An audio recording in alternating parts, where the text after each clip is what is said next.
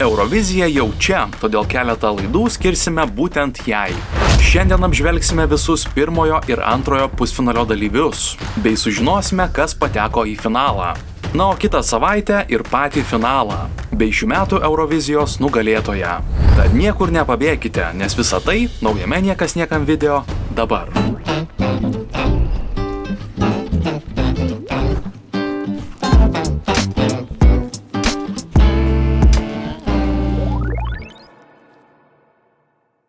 Gegužės 12 ir 14 dienomis nugriaudėjo 70-ojo Eurovizijos dainų konkurso pusfinaliai.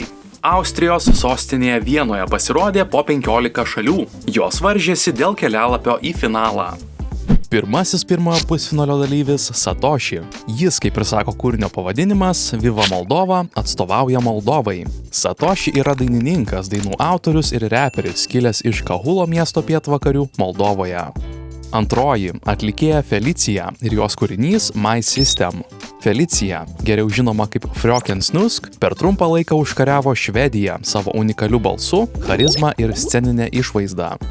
Toliau sekė 2024 metais susikūrusi etno-pop grupė Lelek. Tai grupė derinanti tradicinės kroatų muzikos elementus su moderniu popmuzikos skambesiu. Jų kūrinys Andromeda. Graikijos atstovo Akilas atlikta daina Ferto buvo ketvirtoji. Akilas – jaunas, dinamiškas atlikėjas, pasižymintis autentiškų skambesių ir stipria sceninė jėga. Išgarsėjo 2024-aisiais su hitu Atelier. Bandidos do Cante – Portugalijos grupė, kurią sudaro Miguel Costa, Duarte Farias, Francisco Raposo, Luis Aleixo ir Francisco Pestana. Jie su daina Rosa pasirodė penktieji.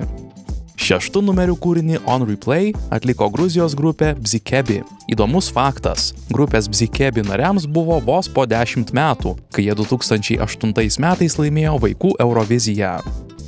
Septintieji – Linda Lampenius ir Pete Parkonen. Jie su kūriniu Liekin Heitin atstovauja Suomijai. Atėję iš skirtingų muzikinių kelių, popžvaigždę Petą Parkoneną ir tarptautinio pripažinimo sulaukusią smuiko legendą Linda Lampenius vienija gili meilė muzikai, pasirodymams ir jaudinančių akimirkų dalijimuisi su publika. Aštuntoji – Tamara Živkovič ir jos kūrinys Nova Zora. Turėdama galingą balsą ir savitą tapatybę, Tamara Živkovič yra viena populiariausių kylančių menininkių Juodkalnijoje.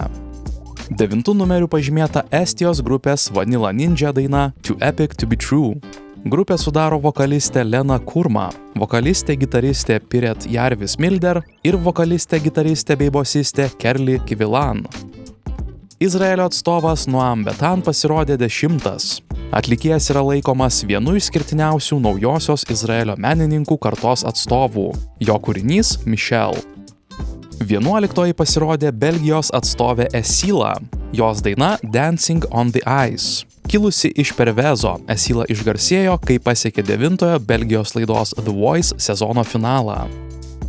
Lion Sika, Solo Kero Mas yra šių metų mūsų šalies pasirinkimas atstovauti Euroviziją. Kilęs iš Vilniaus, Lion Sika yra scenos artistas, atlikėjas, dainų autorius, drag kultūros propaguotojas ir muzikinio teatro specialistas. Jis pasirodė 12.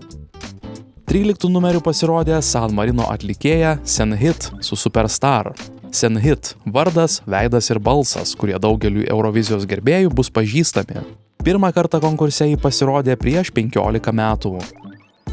Lenkija į konkursą šiais metais išsiuntė atlikėją Aliciją bei jos dainą Pray.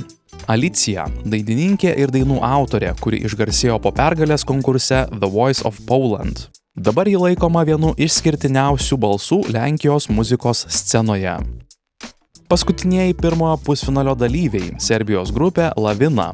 Jų kūrinys Cry Mene. Lavina – 6 narių metalo grupė iš Serbijos Nišo miesto, susikūrusi 2020-ųjų viduryje.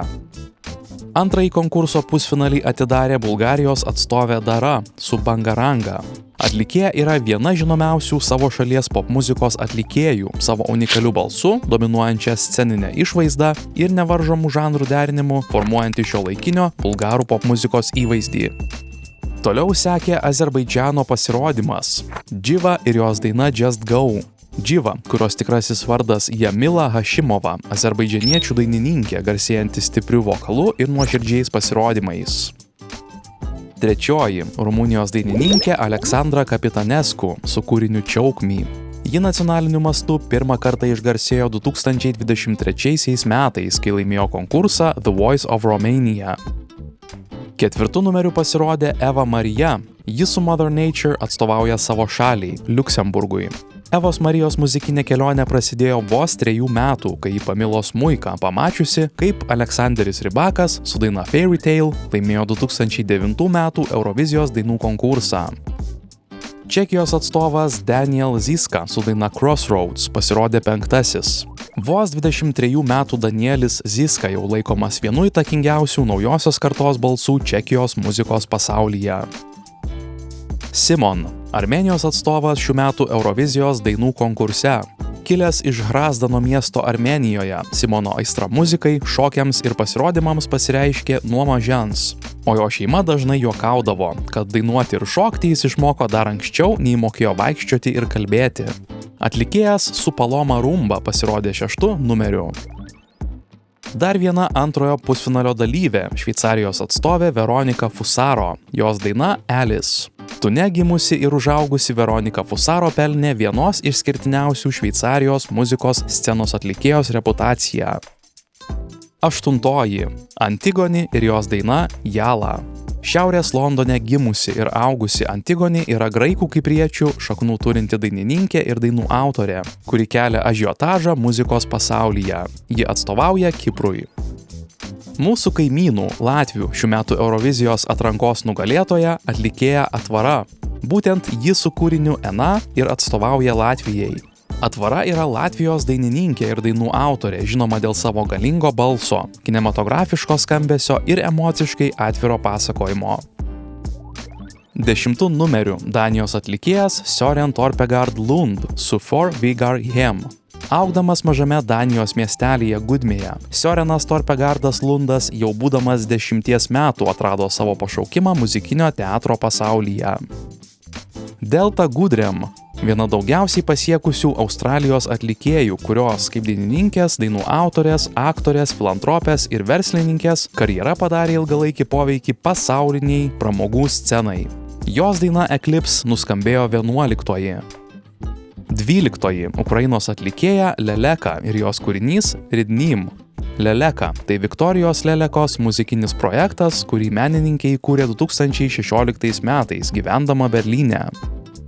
Albanijos atstovas Alis šiemet konkurse atliko dainą Nan. Jis pasirodė 13. Alis yra talentingas muzikantas, kuris dar jauname amžiuje sugebėjo susikurti įspūdingą profilį Albanijos muzikos scenoje. 14. numeriu Maltos atlikėjas Aidan, jo daina Bella. Aidan yra vienas sėkmingiausių Maltos atlikėjų pastaraisiais metais, tapęs nuolatiniu dalyviu įvairių konkursų scenose visoje šalyje. Eurovizijos dainų konkurso pusfinalius uždarė Norvegijos atlikėjas Jonas Love, jo daina Ja Ja Ja.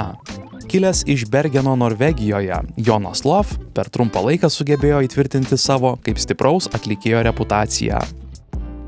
Po įtemptų ir ilgų pusfinalių transliacijos valandų į finalą pateko Moldova, Švedija, Kroatija, Graikija, Suomija, Izraelis, Belgija, Lietuva, Lenkija, Serbija, Bulgarija, Rumunija, Čekija, Kipras, Danija, Australija, Albanija, Malta, Norvegija ir Ukraina. Kartu su pusfinalių nugalėtojais finale taip pat pasirodys Austrija, Prancūzija, Vokietija, Italija ir Jungtinė karalystė. Finalas įvyks jau rytoj, o visus pasirodymus bei žinoma nugalėtoją aptarsime kitoje laidoje.